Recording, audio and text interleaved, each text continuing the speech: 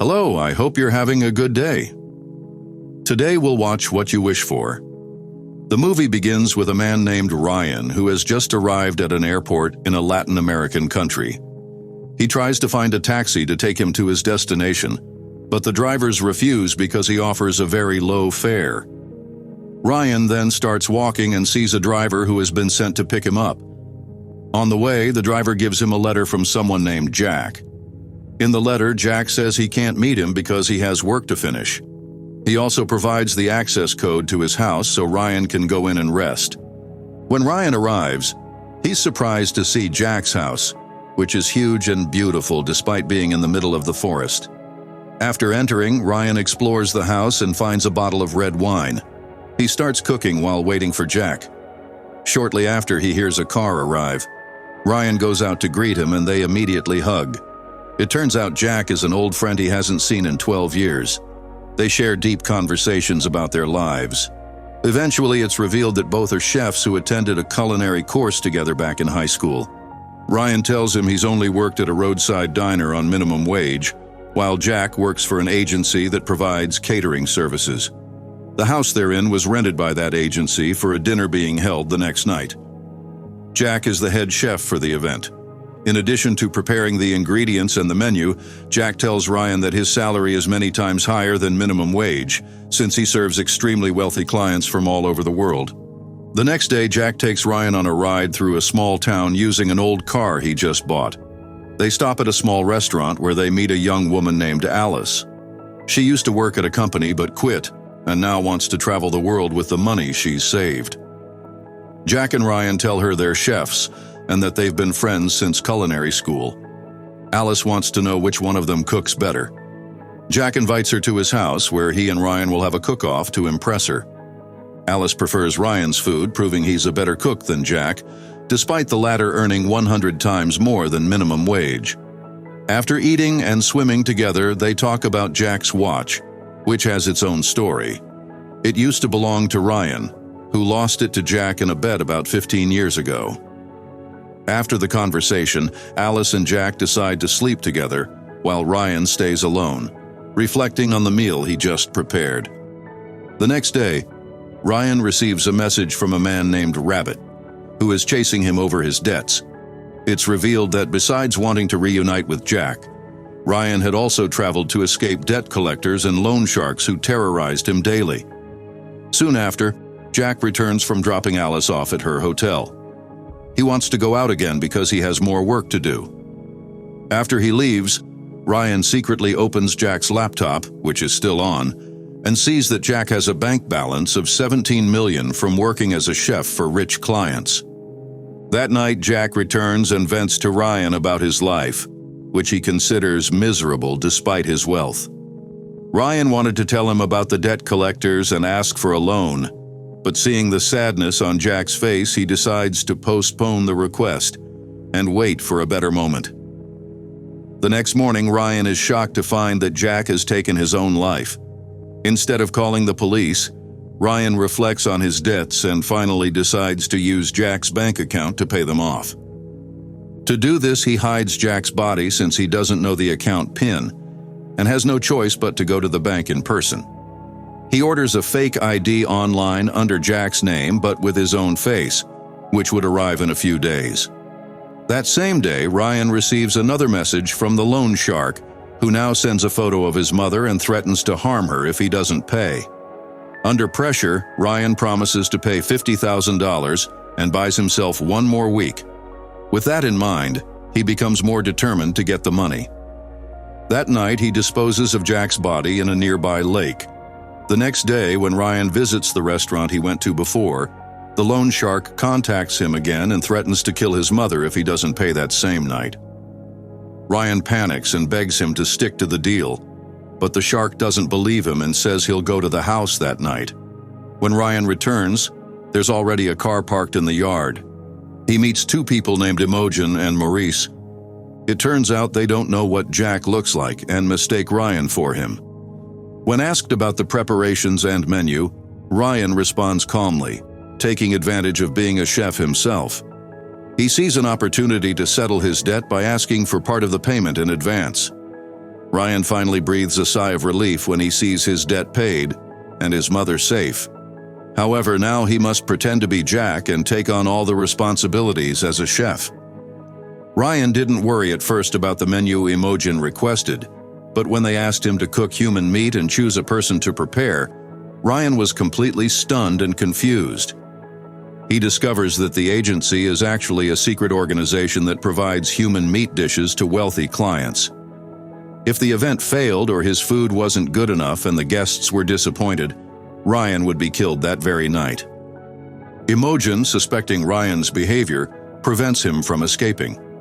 She informs him that the guests for the next day are extremely rich people willing to pay $500,000 for a single dinner. They have an extensive worldwide network, so if Ryan tried to flee, his life would be in danger. It's finally revealed that the reason Jack committed suicide was because he couldn't bear to be involved or trapped in this job any longer.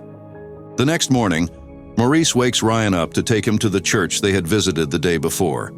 There, they focus on a girl with her grandmother and decide to follow them to a bridge. Maurice and Ryan lose track of the woman when she enters an alley.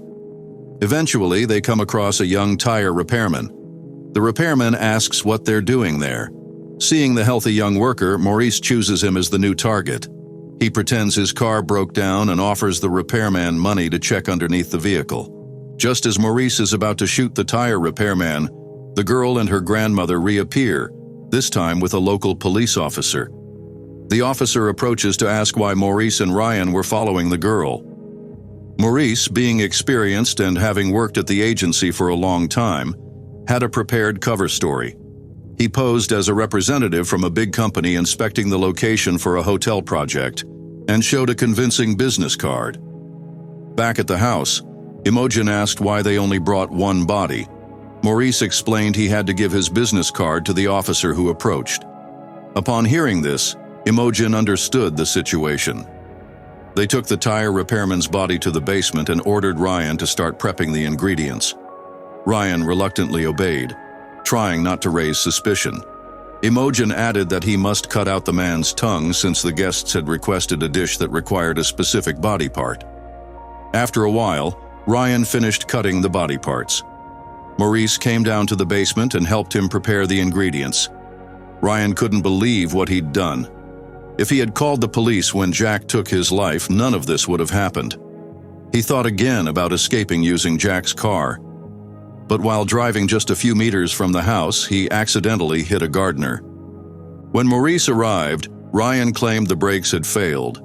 However, Maurice wasn't easily fooled. Ryan ended up confessing his plan to escape.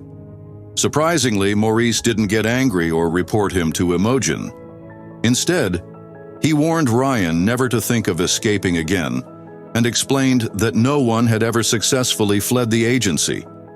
Their network was vast and global, meaning they could find anyone, including Ryan. After hearing this, Ryan realized he had no choice and decided to continue. Ryan returned to the kitchen, prepared his utensils, and informed Imogen of the menu for the evening. As night approached, the guests began arriving, brought by Maurice. However, during the busy preparations, Imogen was told that 2 police officers were at the door. To avoid suspicion, she allowed them inside.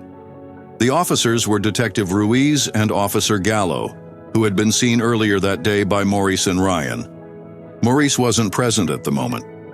The detective pulled a photo from his pocket and said he was looking for the man in the image because it was his nephew. The person in the photo turned out to be the tire repairman who had been killed earlier that day. According to police records, Maurice and Ryan were seen at the location when the young man disappeared. The detective asked to see Ryan and requested to speak with him. Escorted to the kitchen, the detective met with Ryan and asked if he had seen the tire repairman. Ryan replied that he didn't remember him. Imogen stepped in and said Ryan was an architect working for her real estate company. The detective then asked to see a detailed design and a materials list for the supposed hotel project. Ryan's answers were vague and unbelievable, which raised the detective's suspicions. He decided to stay and talk to Maurice. Noticing Ryan's nervousness, Imogen tried to control the situation and quickly offered the officers some meat soup. without telling them it was made from the same repairman they were looking for. While in the kitchen, the detective enjoyed the soup, unaware it was made from his own nephew. He asked what kind of meat it was, saying it tasted particularly delicious. Ryan replied it was a blend of pork and lamb. The detective asked to use his phone in a corner of the room and began asking questions about architecture. Ryan, clearly confused, struggled to maintain composure. Fortunately, a noise from another room signaled more guests arriving, distracting everyone.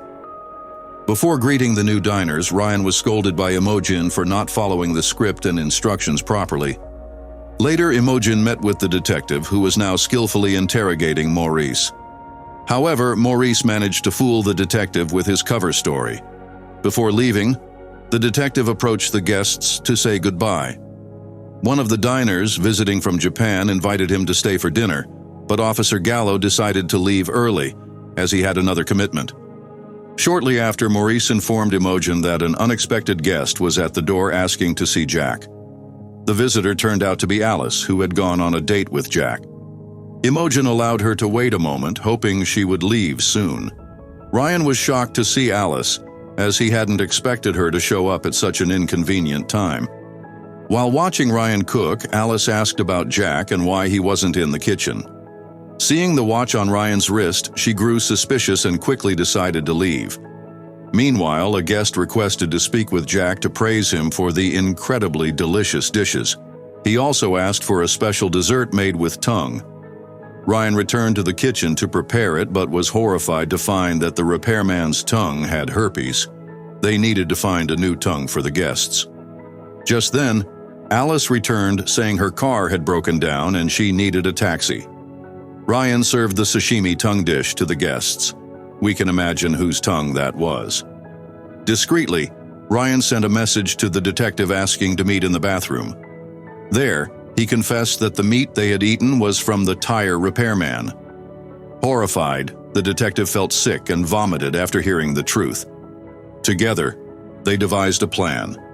The detective pretended to leave for home, but instead went to meet Ryan in the basement. Upon arriving, he was shocked by what he saw. He tried to call the police, but his phone was charging inside the house. Though Ryan had it, the panicked detective couldn't remember his colleagues' numbers. The only solution was to retrieve his phone. While the detective waited in the basement, Ryan went to get it. Just as the guests were about to return to their respective countries, Maurice began to suspect Ryan's movements. He went to the basement and found the detective. Without hesitation, Maurice killed the detective with a chainsaw. When Ryan came back, he found the detective dead in a pool of blood next to Alice's body. Even though Ryan had tried to expose the truth, Maurice acted like nothing had happened and asked Ryan to clean up the mess. After the event, Ryan saw Imogen writing emails and making up stories about the victims' deaths. Ryan asked her how she could do all that with a smile. Imogen replied that she was used to it and that the agency supported her. It was very professional at handling such matters. The next morning, Ryan was still lying awake, trapped in a sleepless daze, tormented by everything he had done. Imogen then told him there were many requests from satisfied clients and that headquarters had recommended him to be the chef for an even bigger event, with an enormous salary meant for ultra-rich and elite guests. She also transferred the remaining payment to Ryan, a sum exceeding 4,000 wons. Then she informed him that the agency's next event would be held in Africa. Suddenly, Maurice stood up and injected something into Ryan's neck.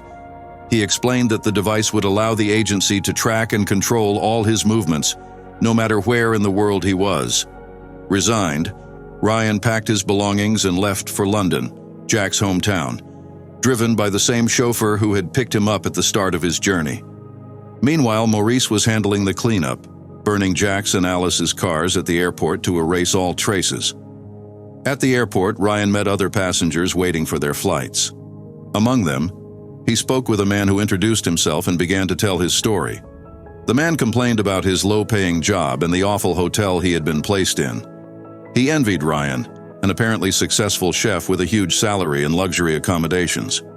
What he didn't know was that Ryan didn't enjoy any of it. He wasn't happy with his situation,